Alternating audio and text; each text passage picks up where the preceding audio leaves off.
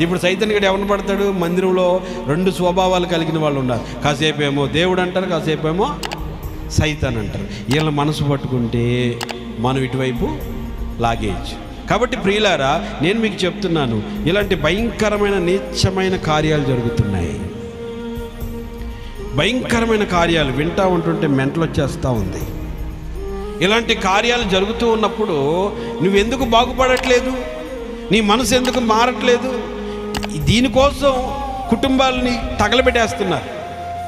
దీనికోసం ఒక పిల్లోడు దానికి ఎడిట్ అయిపోయి వాళ్ళమ్మ తలపగలు కొడిచాడు. వస్తున్నాయి కదా సోషల్ మీడియాలో.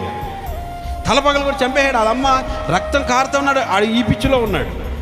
ఇలాంటి మనసు ఎవరు కలిగి చేస్తున్నారు? అందుకని ప్రియమైన దేవుని బిడ్డలారా, వీళ్ళు బయట ఉన్నవాళ్ళు కాదు, ఎక్కడున్నవాళ్ళు? మందిరంలో ఉన్నవాళ్లే. కాబట్టి మనం జాగ్రత్తగా ఉండాలి. హల్లెలూయా, హల్లెలూయా. మనసును పట్టేస్తుంది. అందుకే నడుము కట్టుకోండి. ఈరోజు మీరు ఎంతమంది నడుములు కట్టుకుంటారు?